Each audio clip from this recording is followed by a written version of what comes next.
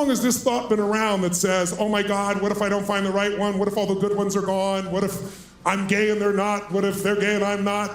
Who's had those thoughts for how long? Thousands of years, true? So the first step to freeing yourself besides the decision is to anticipate what comes up and to realize it's not you, because as long as you think it's you, there's a fight. And you won't win that fight. Because it's really hard to change yourself, but you don't need to. You just need to change the pattern that you've gotten used to. And the pattern is you're tapping into a certain habit of thinking. And it's common. And you fuckers are not common. So why, listen, if you're gonna be stressed, at least find a unique fucking thought. Don't copy everybody else. And so if you have cable and you turn one channel, it's all horror stories. Another, it's all comedy. Another, it's all romance. This is the channel changer, our bodies. That's why, even though in this gentle room we're gonna meditate and stuff, that's one way to change state. Other ways are radical, strong, physical, verbal, and we need to use them all. The first step is to disassociate it from your identity.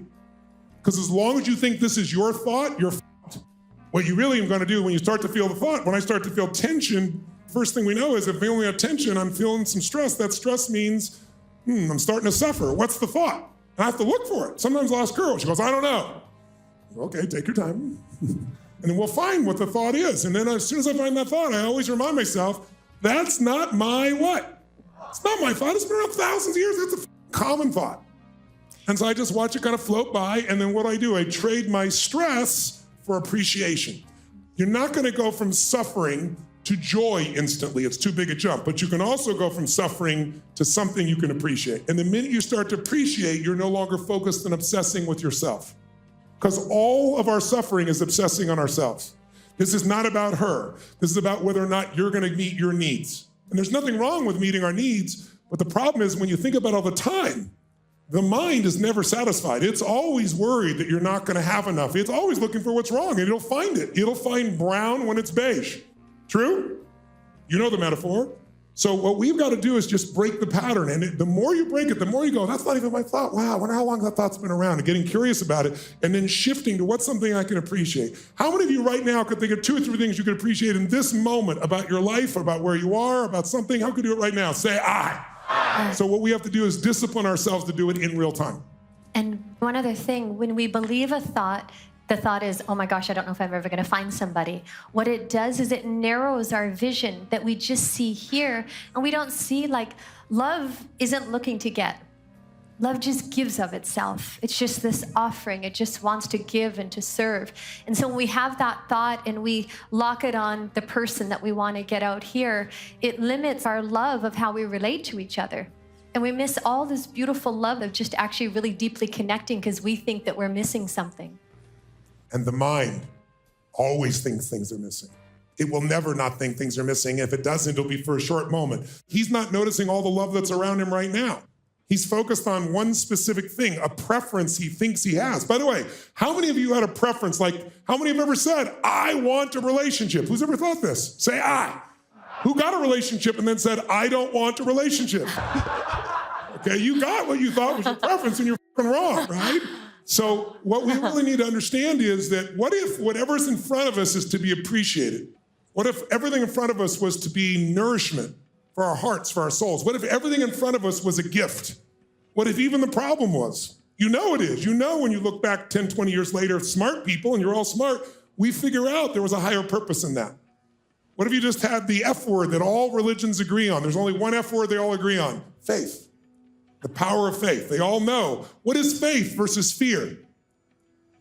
You've heard me share this before. What's the difference between faith and fear? Pretty important question.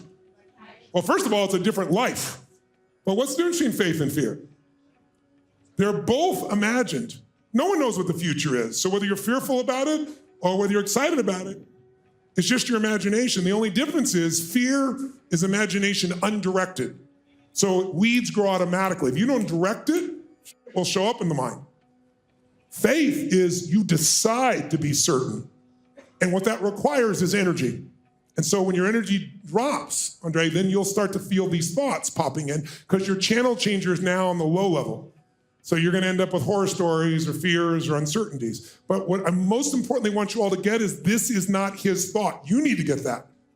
Because as long as you think these are my thoughts, these are my feelings, listen to me.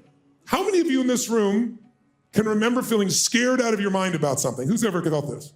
How many in this room can remember excited out of your mind about something? How many in this room can remember feeling love or anticipation of love? Great. Who experienced those emotions?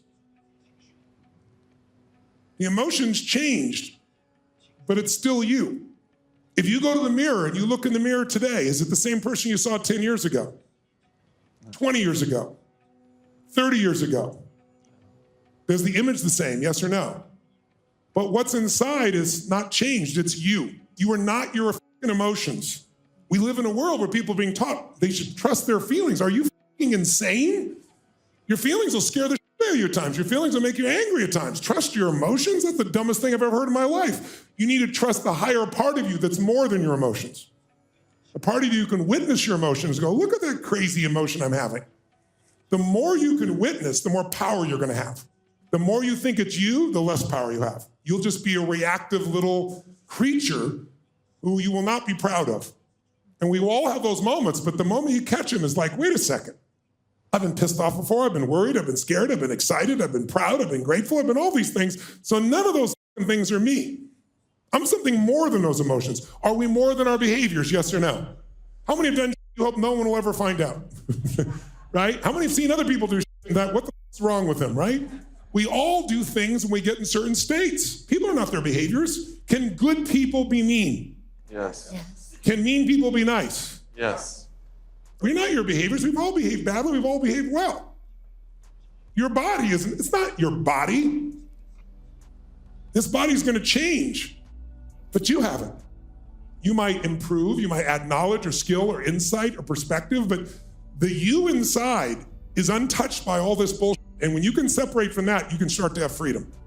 But when you think, I am what I feel, or I am what I think, then you're gonna have all kinds of problems. So this week, it's like just catching it and going, wow, wasn't that a funny little thought? And then instead of being embarrassed, be awestruck, be curious. Like, isn't that a funny little thought? I wonder how long that's been around.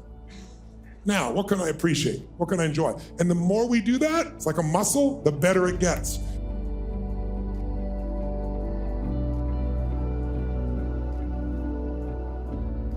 Welcome to our next story of a woman who was able to step outside of herself to witness her emotions. Emily Garfield has had cancer not once, but twice. The first time when she was just 4 years old. Listen to what happened when she was struggling with stage 3C ovarian cancer later in life. I was trying to talk to my husband back then about